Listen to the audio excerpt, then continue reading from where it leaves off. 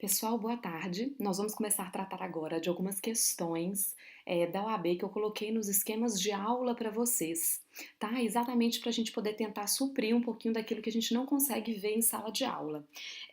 No total, até agora, foram 7 questões que eu mandei nos esquemas de aula e nós vamos tratar de cada uma delas, tá bom? Vamos lá. A primeira foi uma questão do ano passado. Diz assim: após ser instaurado inquérito policial para apurar a prática de um crime de lesão corporal culposa. Aí aqui, gente, a gente tem já o primeiro detalhe, tá? Essa lesão corporal aqui, ela é culposa, praticada na direção de veículo automotor. A pena é detenção de 6 meses a 2 anos. Vamos nos atentar à pena do crime. Foi identificado que o autor dos fatos seria Carlos, que em sua folha de antecedentes criminais possuía 3 anotações referentes a condenações com trânsito em julgado. O que significa? Que ele é reincidente pela prática da mesma infração penal, todas aptas a configurar reincidência quando da prática do delito ora investigado. Encaminhados os autos ao Ministério Público, foi oferecida denúncia em face de Carlos pelo crime antes investigado. Diante da reincidência específica do denunciado, civilmente identificado, foi requerida a decretação da prisão preventiva. Recebidos os autos, o juiz competente decretou a prisão preventiva, reiterando a reincidência de Carlos e destacando que essa circunstância faria com que todos os requisitos legais estivessem preenchidos. Ao ser intimado da decisão, o advogado de Carlos deverá requerer.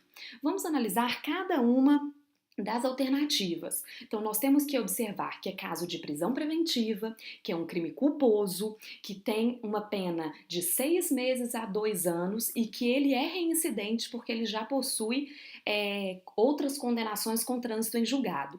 Então, por aqui a gente já consegue ver, sem ler as alternativas, a gente consegue já tirar até algumas conclusões. Primeira coisa, prisão preventiva. Ela vai caber ali, a gente tem 3 situações que vai ter a prisão preventiva. Uma, ela só vai caber em crime doloso com pena máxima superior a 4 anos. Segunda coisa, ela pode até caber em crime culposo, desde que o autor do crime seja reincidente em crime doloso, tá bom? E naqueles casos de violência doméstica e familiar contra idoso, contra mulher, contra criança, adolescente. Ok, gente? Então, por aqui a gente já vê que algumas coisas não estão se encaixando, tá? Então vamos lá. A liberdade provisória dele, vamos ver o que o advogado de Carlos vai querer fazer. A liberdade provisória dele, ainda que com aplicação das medidas cautelares alternativas. Gente, seria essa a possibilidade? Temos que pensar o seguinte: se foi pedido uma prisão preventiva num caso de crime culposo, é cabível essa prisão preventiva? Não, não é cabível, porque nesse caso ele não pode nem ser preso, ele pode ser preso em flagrante, mas ele não vai ter a prisão preventiva decretada, porque não é hipótese de prisão preventiva. E quando a prisão é ilegal, a gente tem uma expressão específica dela, que é o quê? Relaxamento. Então, toda vez que a gente tem uma prisão ilegal, a prisão ilegal ela vai ser relaxada. Quando que a prisão vai ser revogada? Quando os requisitos da prisão não estiverem mais presentes, tá? Aqui não vai ser caso de liberdade provisória, porque a liberdade provisória ela é um direito que o acusado, o indiciado possui, mas tem que ser porque não é cabível. É uma prisão que era lícita, uma prisão foi lícita, mas que por algum motivo não necessita mais que o acusado, o indiciado fique preso, tá? Então não vai ser o caso de uma liberdade provisória, vamos desconsiderar essa primeira assertiva. Vai ser caso de relaxamento? Olha só, é caso de relaxamento. Tendo em vista que a prisão, em que pese ser legal, é desnecessária? Não, né, gente? Opa, desculpa. Não, por quê? Porque a prisão aqui nesse caso ela não é uma prisão legal, porque não podia, nesse caso, ter havido a prisão porque a prática foi de um crime culposo, ok? É... gente, aqui ó, eu acho que talvez eu tenha deixado vocês confusos, porque eu falei que ele pode até caber prisão preventiva num crime doloso. Desculpa, num crime culposo, desde que ele seja reincidente em doloso. Mas aqui, gente, eu não sei se vocês separaram, fala que ele foi condenado com trânsito em julgado, ou seja, ele é reincidente, mas na mesma infração, ou seja, em lesão corporal culposa. Então não cabe a preventiva, tá? Então por isso que aqui é caso de um relaxamento, mas porque a prisão é ilegal mesmo. Vai caber a revogação da prisão? Não, porque revogação da prisão vai caber quando a prisão foi legal, mas deixaram de existir os requisitos da prisão. Então a nossa resposta aqui vai ser, ó, o relaxamento da prisão dele, pois ela é ilegal, ok? Vamos para a próxima questão. Durante as investigações de um crime de associação criminosa, a autoridade policial representa pela decretação da prisão temporária. Olha só, gente, a primeira informação relevante, uma prisão temporária. E qual que é o crime? Ah, é uma associação criminosa do indiciado Jorge, tendo em vista que a medida seria imprescindível para a continuidade das investigações. Os autos são encaminhados ao Ministério Público, que se manifesta favoravelmente à representação da autoridade policial, mas deixa de requerer expressamente, por conta própria, a decretação da prisão temporária. Por sua vez, o magistrado, ao receber o procedimento, decretou a prisão temporária.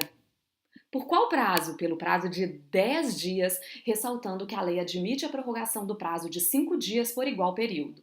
Fez o magistrado constar ainda que Jorge não poderia permanecer acautelado junto com outros detentos que estavam presos em razão de preventivas decretadas. Considerando apenas as informações narradas, o advogado de Jorge, ao ser constituído, deverá alegar que...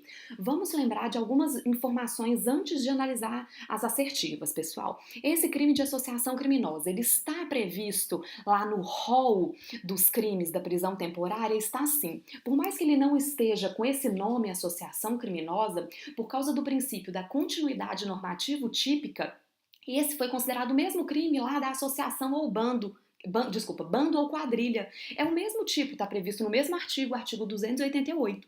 Então, a associação criminosa, em que pese ter outro nome iuris, ele é o mesmo tipo penal que antigamente era chamado de bando ou quadrilha, tá? Ele mudou alguns requisitos, mas pelo princípio da continuidade normativo típica, está previsto também no artigo 288, então permanece lá na lei da prisão temporária. Então, como aqui é caso de prisão temporária, a gente tem que lembrar que a prisão temporária está lá prevista na lei 7.960, né? A gente tem 3 incisos, sendo que a doutrina majoritária entende que nós temos que conjugar o inciso 1 ou o 2 com o inciso 3º. O inciso 3º é o rol dos crimes que são passíveis de prisão temporária. E o inciso 1 e 2, o 1, ele fala sobre a imprescindibilidade das investigações, e o inciso 2º é quando o investigado, o acusado, ele não fornece, não há elementos para identificação e ele não fornece nenhum elemento que auxilie nisso, tá? Então, e outra informação importante, que vai ser aqui o fatal para a gente lembrar, é que a prisão temporária, diferentemente da prisão preventiva, ela tem um prazo para que ela possa ocorrer.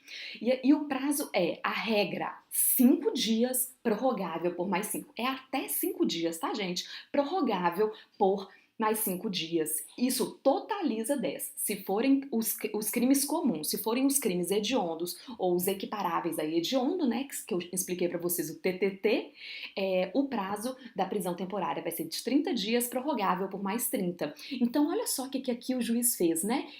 O magistrado, ele falou que era 10 dias, porque a lei admite a prorrogação do prazo de 5 dias por igual período. Não, gente. Quando dá a prisão de 5 dias, para o juiz prorrogar essa prisão por mais 5 dias, ele tem que despachar de forma fundamentada prorrogando por mais 5, tá?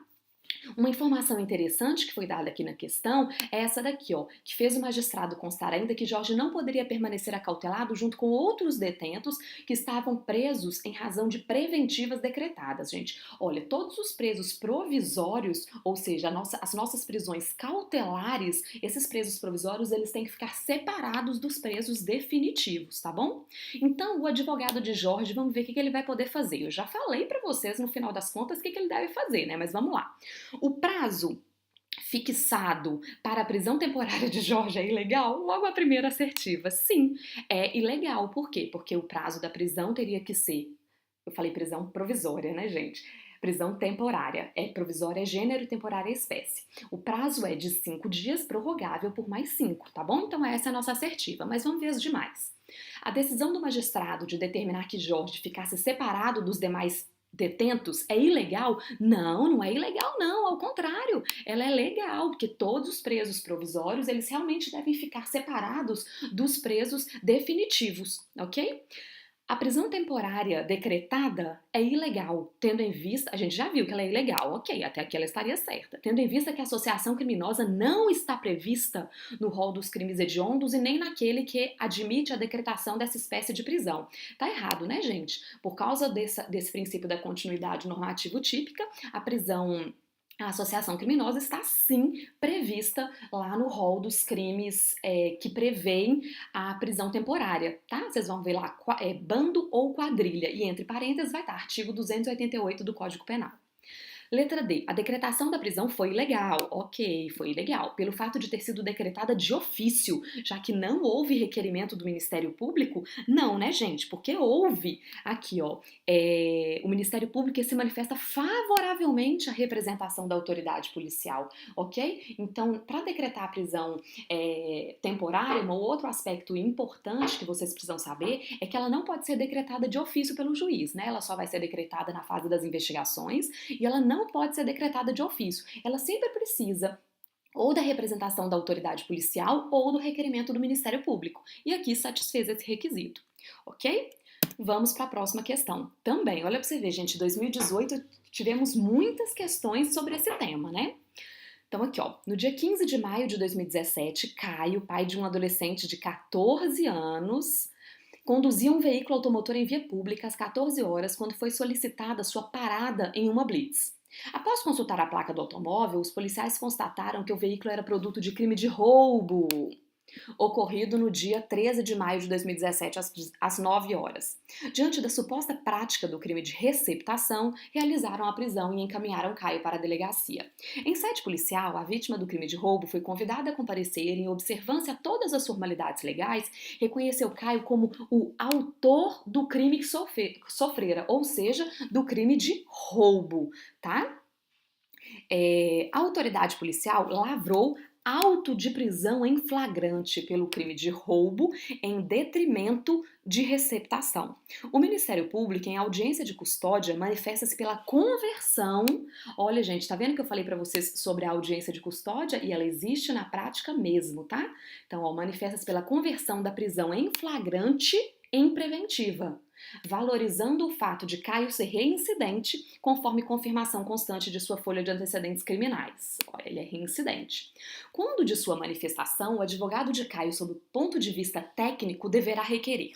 Gente, então aqui a gente vai precisar analisar a questão se cabe ou não prisão em flagrante, tá? Vamos lembrar o seguinte, olha só, o crime, ele foi preso, né, o agente, ele foi preso no dia 15 de maio, né, supostamente em flagrante, mas o crime pelo qual ele está respondendo foi no dia 13 de maio, né, o crime de roubo, né, o roubo aconteceu no dia 13 de maio e ele foi preso no dia 15 de maio. E aí a gente precisa lembrar que o nosso Código de Processo Penal, ele prevê 3 hipóteses, né, de forma expressa ali no próprio artigo, ele prevê 3 hipóteses de prisão em flagrante. A primeira hipótese é o flagrante próprio, né, que é aquele flagrante que o agente está cometendo, está cometendo ou acaba de cometer o delito. Essa é a primeira hipótese. A segunda hipótese é o flagrante impróprio, é quando o agente ele empreende fuga, né? E aí o agente ele é perseguido pela polícia ou por um particular e aí ele vai ser preso em flagrante, ok? De uma forma que faça presumir que ele seja realmente o autor do delito. Então, olha só, nessa segunda hipótese, o Código de Processo Penal ele usa expressões muito parecidas, né? Logo após, e não existe um conceito fechado na doutrina da jurisprudência. O que significa isso, né? Ele foi preso logo após, ele foi preso em seguida. Então, esse tipo de conceito, ele não é muito definido na doutrina. E a terceira hipótese de prisão em flagrante é o flagrante presumido, que é quando o agente, ele é preso com instrumentos ou com a res furtiva, né, a coisa que ele furtou. Mas, gente, nós temos que lembrar que esse flagrante, ele não admite que a pessoa seja presa tempos depois, muito tempo depois, com a coisa, com o bem. Pelo seguinte, exatamente porque o código prevê que precisa haver uma solução de continuidade, ou seja, não pode haver uma paralisação na investigação disso. Então, o flagrante presumido, ele só vai poder ocorrer quando, olha, depois do roubo, quem que foi a vítima aqui? A vítima do roubo, né? Não fala. Então, a vítima do roubo foi à delegacia, procurou e a polícia começou a investigar e não parou. E aí encontrou a pessoa com a res furtiva ou com ou instrumentos que façam presumir ser ele o autor do crime. Então, esse tipo de flagrante, né, que é o flagrante presumido, ficto, ele só pode acontecer quando não há uma solução de continuidade, ou seja, não se para, tá, de tentar achar o autor do fato. Tá? Então, aqui nesse caso, não houve essa prisão em flagrante. Essa situação não é flagrante, tá? Não do roubo, ok? Então, vamos ver o que o advogado do Caio aqui ele pode fazer. Ele pode requerer a liberdade provisória, pois apesar da prisão em flagrante ser legal, não estão presentes os pressupostos da preventiva. Gente, essa prisão em flagrante, ela é legal? Não, ela não é legal, tá? Ele vai pedir o relaxamento da prisão em razão da ausência de situação de flagrante aqui. Exatamente a resposta. Não há uma situação de flagrante real aqui. Então, o Caio, ele não pode ser preso em flagrante, tá? O advogado vai pedir a revogação da prisão preventiva, pois a prisão em flagrante pelo crime de roubo foi ilegal. Ele não vai pedir a revogação, tá, gente? Isso é uma coisa que, assim, confunde muito. Relaxamento quando a prisão é ilegal. A revogação é quando a prisão é legal e depois ela deixa de cumprir os requisitos, tá? Não mais estão presentes os requisitos, tá? Então, aqui também não é. Realmente, a prisão em flagrante é ilegal, mas aí o que vai acontecer vai ser o relaxamento e não a revogação. E a última assertiva vai pedir a substituição da prisão preventiva por prisão domiciliar, pois Caio é responsável pelos cuidados de adolescentes de 14 anos. Não, né, gente? Por mais que a gente tenha visto que que a gente teve uma alteração por causa do Estatuto da Primeira Infância, aqui ele teria que ter até 12 anos, né? Mas nem cabe a substituição da preventiva por prisão domiciliar, até porque a prisão é ilegal nesse caso. Ok, gente? Então, a resposta dessa questão aqui vai ser a letra B, tá bom? Vamos para a próxima questão. Paulo foi preso em flagrante pela prática do crime de corrupção. Então vamos voltar aqui, ó. Então Paulo foi preso em flagrante, aqui, ó, em flagrante pela prática do crime de corrupção, sendo encaminhado para a delegacia. Ao tomar conhecimento dos fatos, a mãe de Paulo entra de imediato em contato com o advogado, solicitando esclarecimentos e pedindo auxílio para seu filho. De acordo com a situação apresentada, com base na jurisprudência dos tribunais superiores, deverá o advogado esclarecer que... Então, olha, gente, a gente tá falando aqui da prisão em flagrante. Tá bom? Então o Paulo que foi preso em flagrante. Vamos olhar quais são as assertivas. Diante do caráter inquisitivo do inquérito policial, Paulo não poderá ser assistido pelo advogado na delegacia. Errado, gente. Olha aqui, o errado aqui tá esse não. O advogado pode sim ser assistido pelo advogado na delegacia. E a gente teve uma série de mudanças e de reafirmação jurisprudencial desse posicionamento nos últimos anos, tá? Porque mesmo o inquérito policial, a gente não caracteriza ele como inquisitorial, exatamente porque ele é um procedimento pré-processual. Realmente, ele não prevê o contraditório e a ampla defesa em sede investigativa, mas isso não quer dizer que o advogado não pode acompanhar o seu cliente, tá? Então, aqui, ó, essa alternativa está errada.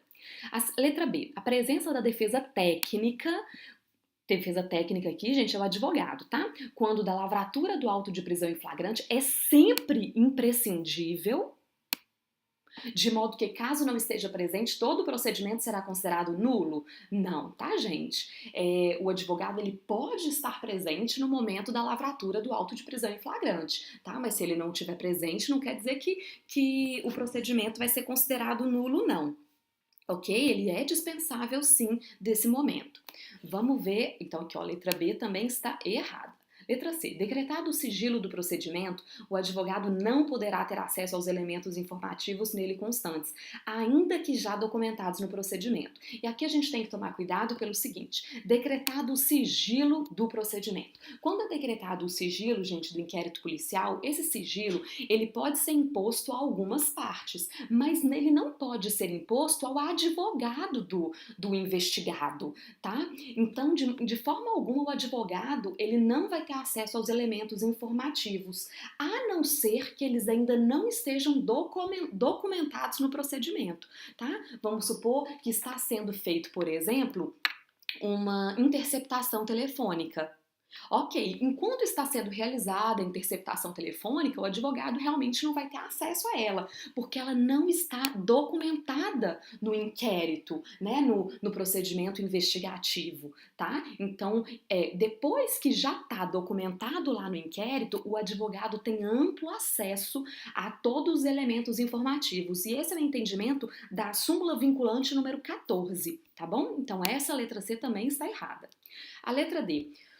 A Paulo deve ser garantida na delegacia a possibilidade de assistência de advogado, de modo que existe uma faculdade na contratação de seus serviços para acompanhamento do procedimento em sede policial. Sim, se Paulo quiser contratar um advogado e esse advogado acompanhá-lo em tudo o que acontecer na delegacia, no inquérito policial, acompanhar também o depoimento das testemunhas, da vítima, esse advogado pode fazer isso, ok? Então, essa é uma prerrogativa que o investigado, o indiciado, possui, tá bom? Então, vamos para a próxima questão.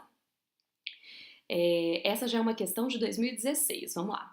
José Augusto foi preso em flagrante delito pela suposta... Então aqui ó, gente, primeira informação, foi preso em flagrante pela suposta prática do crime de receptação. A pena do crime de receptação, olha só, é de 1 a 4 anos. Em que pese seja tecnicamente primário, de bons antecedentes, primário, gente, e seja civilmente identificado, possui em sua folha de antecedentes criminais 2 anotações pela prática de crimes patrimoniais, sem que essas ações tenham resultados definitivos. Se essas ações não têm resultados definitivos, não existe a menor possibilidade dele ser reincidente.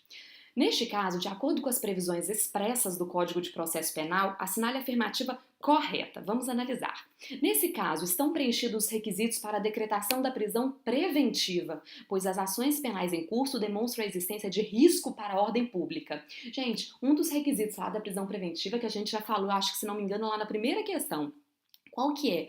Crimes dolosos com pena máxima superior a 4 anos. Qual que é a pena máxima desse crime, gente? Exatamente 4 anos. Não é maior do que 4 anos. Então, de cara, a gente já exclui, tá? Essa assertiva. Segunda, a autoridade policial não poderá arbitrar fiança neste caso, ficando tal medida de responsabilidade do magistrado. Pessoal, a fiança, ela pode ser arbitrada tanto pela autoridade policial como pelo juiz. A diferença, só uma observação, a fiança é a única medida cautelar diversa da prisão que pode ser aplicada pelo delegado de polícia. Para todas as demais existe a cláusula de reserva de jurisdição, ou seja, só a autoridade judicial que pode conceder. Mas vamos lá, o delegado pode arbitrar fiança em qualquer situação? Não.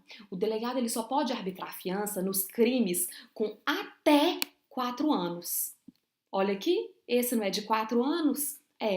A pena máxima dele não é até 4 anos, então a autoridade policial, nesse caso, ela poderá arbitrar fiança. Gente, isso daqui é típica pegadinha para confundir quando que é prisão preventiva e quando que o delegado pode arbitrar fiança.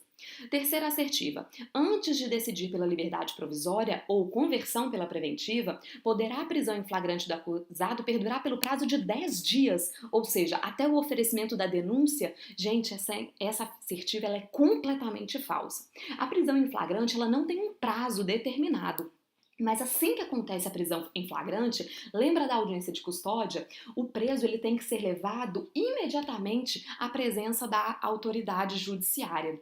E todas as recomendações, né, tanto a Convenção Americana dos Direitos Humanos, ela não fala, ela não dá um prazo determinado, mas todos os provimentos dos tribunais, eles têm determinado prazos para que isso ocorra. Em Minas Gerais, o provimento, existe a resolução do CNJ e o provimento daqui do Tribunal de Justiça de Minas, e praticamente todos os provimentos, eles têm estabelecido o prazo de 24 horas, 24 horas para que o preso seja levado à presença do juiz. Então nunca vai existir uma prisão em flagrante que dure 10 dias úteis, tá? Porque 24 horas ele tem que ser levado à presença do juiz. E quando esse preso ele chega na presença do juiz, aí o juiz vai determinar ou o relaxamento da prisão, se a prisão foi legal, ou ele vai revogar aquela prisão, ou ele vai conceder liberdade provisória, ou ele vai firmar as medidas cautelares diversas da prisão, ok? Mas é imediatamente. Tá? Então, mesmo que o Código de Processo Penal não coloque um prazo específico da prisão preventiva, da prisão em flagrante, isso não quer dizer que ela possa ser prorrogada no tempo, tá bom? Então, essa assertiva também é falsa.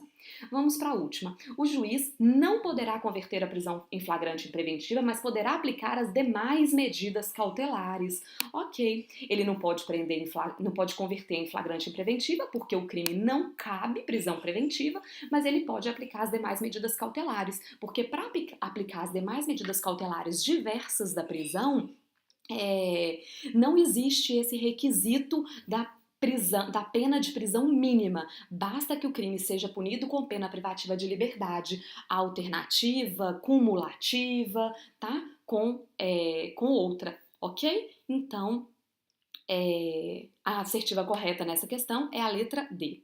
Vamos para a próxima questão. A prisão temporária, olha aqui, então agora a gente mudou para prisão temporária. A prisão temporária pode ser definida como uma medida cautelar restritiva. Ok, né? E é uma medida cautelar, né? A gente viu sobre as espécies de medida cautelar, prisão temporária, prisão preventiva e a prisão em flagrante. Decretada por tempo determinado, olha, a gente já viu isso hoje. Por que ela tem tempo determinado? Porque a regra é ou até 5 dias, prorrogável por mais 5, e até 30, prorrogável por mais 30, no caso dos crimes hediondos e TTT. Destinada a possibilitar as investigações de certos crimes considerados pelo legislador como graves antes da propositura da ação penal. Ok, antes da propositura da ação penal, não é, gente? Por quê? Porque a prisão temporária ela só pode ser decretada na fase de investigação. Então, ó, essa frase aqui está totalmente correta, né? Então, vamos lá. Sobre o tema, assinale a afirmativa correta.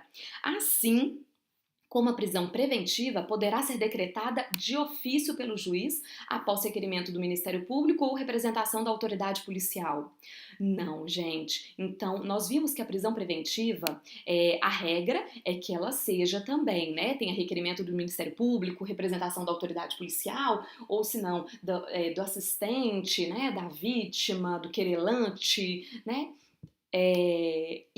Mas na prisão preventiva existe uma possibilidade de que ela pode ser decretada de ofício, que é quando ela ocorrer durante o processo. Mas já na prisão temporária não existe nenhuma possibilidade da prisão de ofício, da decretação dessa prisão temporária de ofício pelo juiz. Porque como ela só pode ocorrer na fase investigatória, então não pode ser de ofício pelo juiz, porque ele acabaria antecipando o julgamento dele, tá? Então por isso que essa assertiva está incorreta. Sendo o crime investigado hediondo, o prazo poderá ser fixado em, no máximo, 15 dias. Nossa, gente, olha, essa daqui é bem tranquila, porque nós vimos que o prazo, quando o crime é hediondo ou equiparado, é de 30 dias, prorrogável por mais 30 dias. Então, não existe essa questão de ser, no máximo, 15 dias, tá? Então, essa assertiva também está incorreta. Vamos para a letra C. Fim do prazo da temporária, sem prorrogação, o preso deve ser imediatamente solto. Gente, essa que é a assertiva correta. Por quê? Porque para um preso ser solto, precisa que seja expedido um mandado de soltura. Mas isso não ocorre no caso da temporária, porque quando a temporária acaba, o preso vai ser colocado incontinente, solto. Então não precisa de um mandado de soltura, tá bom? Então essa aqui é a afirmativa correta.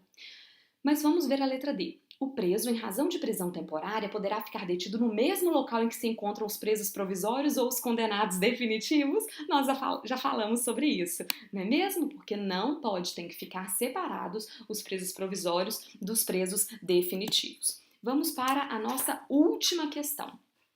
Douglas responde à ação penal na condição de preso cautelar. Então, ó, nossa primeira informação aqui relevante. Nós temos um preso... Opa! Peraí, gente. O que eu fiz? Douglas. Então, aqui, ó. Vamos lá.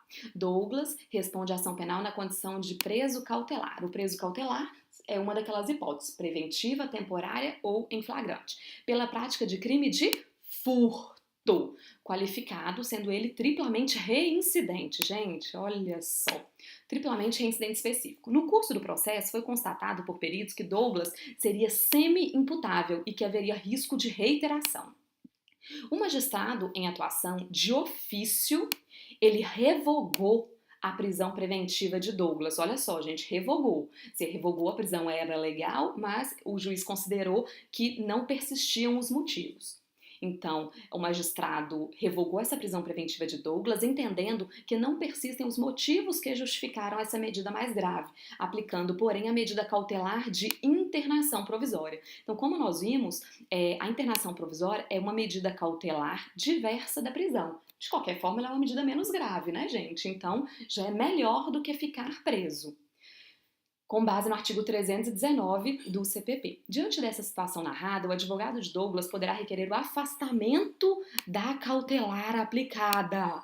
Sério? Gente, vamos ver. O que a gente já viu sobre essa internação provisória? A internação provisória, ela é uma medida cautelar, ou seja, ela vai ser aplicada quando houver fumus comissi delicti periculum libertatis, né? Mas ela não tem essa exigência daquele prazo da preventiva do crime ter pena máxima superior a 4 anos, mas tem que ter uma pena privativa de liberdade combinada. Pode ser alternativa ou pode ser cumulativa, mas tem que ter uma pena privativa de liberdade. Mas para essa medida cautelar de internação provisória ser aplicada, a gente precisa ou de um semi-imputável ou de um imputável. Tá? Mas a gente precisa, gente, que o crime seja cometido com violência ou grave ameaça. O furto não é um crime cometido com violência ou grave ameaça. Então a gente vê que tem alguma coisa errada realmente nessa medida cautelar de internação provisória. Então, o que o advogado de Douglas, então, ele vai poder alegar? Da não previsão legal da cautelar de internação provisória, sendo certo que tais medidas estão sujeitas ao princípio da taxatividade? Não, né, gente? Por quê? Porque há previsão legal. Lá no artigo 319, existe a previsão legal dessa medida cautelar diversa da prisão, que chama internação provisória. A segunda opção, de somente ser cabível a cautelar quando os peritos concluírem pela inimputabilidade, mas não pela semi-imputabilidade? Não, gente. Por quê? Porque a medida cautelar de internação provisória, ela pode ser deferida tanto quando houver o caso de inimputabilidade como de semi-imputabilidade. Letra C. Se o crime imputado não ter sido praticado com violência ou grave ameaça à pessoa. Exatamente, porque é um pré-requisito específico da internação provisória ter sido cometido com violência ou grave ameaça à pessoa, e é essa a nossa alternativa.